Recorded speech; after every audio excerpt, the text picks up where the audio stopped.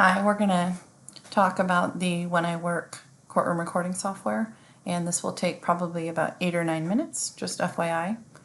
So the first thing you want to do to launch the program is come here at the bottom of the screen or wherever you keep your Chrome browser.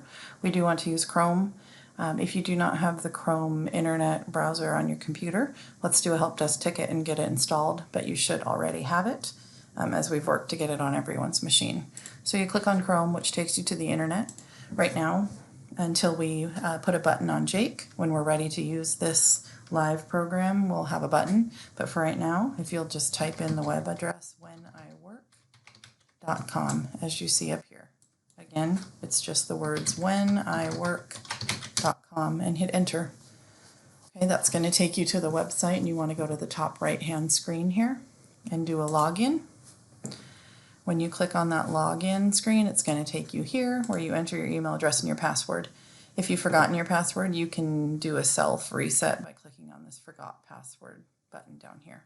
So I'm going to go ahead and log in with my email. It's just your county email and whatever password you set up when you first logged in. And there we go. So as it logs in, it takes me to the dashboard screen. Again, we probably won't use the dashboard screen too much at the very beginning. So what you want to do is just navigate here to the scheduler. So you just click on this scheduler button here at the top, which then loads the schedule. When it first opens, you'll most likely see all of the judges' courtrooms here, which allows you to add hearings. If you want a cleaner view, you can change your view options on the left-hand side. And we'll talk about that in just one second, but the best view I'm finding is if you see me up here now, this is where you navigate what part of the calendar you want to be in. So I'm going to go to this coming week, like the week of Monday, November 9th. So this is how you scroll around with these buttons. Click here. There's different views. You can look at it by the day, the week, or the 2 weeks. I would start off by using the week view. It's the most clear and probably the best for what we'll use, just for our daily use. So change your view to week, but again, you have the options to look at it in various ways. The week view, and then you've got two choices on this left-hand side under view options. Again, the schedule here, you can pick the different courthouses, or you can choose to pick it by judge. So if you click on position, you're looking at it by courtroom. If you pick employee, you are looking at it by court clerk name.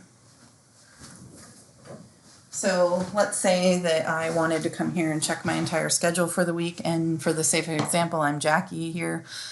I can come here and I can see everywhere that I'm scheduled for the week by finding my name in this list, and again, that's the employee view. You can also come here, and if you pick that you want to look at it by position, that takes you back to all the courtrooms by judge name and by calendar name. So for adding them, it's most helpful to be in the position view again. So view shifts by position, and again, I'm in the week view up here. So view shifts by position. Cool part about this is that you can decide which judge you want to look at by just scrolling down here a little bit. And if you look at positions, this gives you the option to pick what courtroom you want to see. So I like to come here and hit select none. And for the sake of example, I'm going to add something to Judge Cahan's calendar. So I'm just going to pick Judge Cahan, which then brings up just her courtroom for the week, which makes it a cleaner way to look at it. So let's see. For this one, I will add some things to Judge Keenan's calendar. Again, you can do select all, and you can see everybody and every courtroom. Or you can come here to positions, and you can pick that you want to say select none, and then only choose one judge. So I will choose, again, like Judge Keenan. Okay, so here I am. I'm only looking at Judge Keenan's calendar for the week. I'm going to hover over, you'll see the calendar days. So this is the day of the week, Monday the 9th. And I'm going to come down to the calendar right here, and I'm going to hover over it and pick this green plus sign, which brings up my ability to create the hearing. So here I am. There's all these different options, which are kind of our default hearings, excuse me. So this one, I have it set up so that we could enter an 8:30. I have it set up to enter AM kind of only. I've got it set up for 9 a.m. to 4 p.m. or 4 p.m. hearing. So this is kind of our defaults. You can use any of these. It's very easy. So I'm going to do an 8:30 for Judge Keenan by clicking again to show you. I'm here. I'm on the date. I want to add something. Monday the 9th. Green plus sign here. And I'm going to click here for the 8:30 to 9 for an 8:30 hearing. One click and it's added. And there it is. Now when you want to add the hearing information, I just come back and I hit this pencil. I'm just have my cursor over it, hit the pencil, which is edit. That's the edit feature. I'm going to use that all the time. So click there on edit, and now I can see that it is an 8:30 to 9 in Judge Keenan. And here is where we're going to enter the information. The shift notes allows us to copy and paste from the court calendar right into here. So let's say that I had my court calendar and this 8:30 is the state versus Danielle Anderson, DPA Dylan Anderson, and defense counsel is Arnie Anderson, and a cause number. So I'm typing this in manually, but of course you can copy and paste from your court calendar. And if there's Zoom information, you can copy that right here too. And then we have everything we need. So in the shift notes, this is everything that we want to put in there that's information for the clerk for that note. Again, it can have a Skype number. This is where we would put the attorneys, the caption. This is where we put the Zoom link. Everything to do with this hearing should be put right here into shift notes. One thing to point out, I've noticed quite a few of you entering your names up here to the assigned to. Don't worry about this. Leave it as an open shift because this is what the schedulers will use. So myself, Lori Bell, Gina, Shanna, whomever, we will fill in the names here. So you don't need to do that at this point. You can just leave that as open shift. So just leave that blank, and then you want to make sure you just have the time and the judge, obviously, and the shift notes. You can delete here if you've made a mistake. You can also save and publish. That means that would publish it and send an email to people. Most of us have our email notifications turned off. So it's best just to use the save button right here. But if you hit save and publish, it's really not a big deal. But we would use this save button here. This button here allows us to change the color. That's not super relevant just yet as we're new users. You can just leave that blank, but we would want, the time. It's going to have the judge name here already, and then we just copy and paste the calendar information here and hit save. Now, if I hover over this, you can see that I have all the information I need about the hearing here. So I can see that by just putting my cursor on it, or I can hit the pencil and come in here and see it in the shift notes. Also, to point out, if you click on this pencil, that opens the edit. If you use these three squares, this line here, this button allows you to delete just by one click. So if you know you've made a mistake, you can use that. Don't concern yourself with this auto schedule shift. Again, that's something that will happen on the back end. So the pencil to edit, the three lines to delete. If you want this compass, 4 arrows, allows you to drag and move this. So if you put something on Monday that actually should be on Tuesday, that's what you use this little compass 4 arrows for, is I'm just clicking on that and dragging it. A good tip here is that if you want to copy and paste something to the next day, let's say you have a 3-day trial and you don't want to have to enter it 3 times, I would enter it on Monday. And then I'm holding down the control key on my keyboard, and I am clicking on this hearing, and it allows me to copy it and move it to another day. So again, holding down the control key on the keyboard, clicking on this and dragging it to the other days. That is the copy feature, so that you can enter several day hearings one time, hold down the control key, grab this by clicking on it and moving it and copying it to other days. That's a really great feature.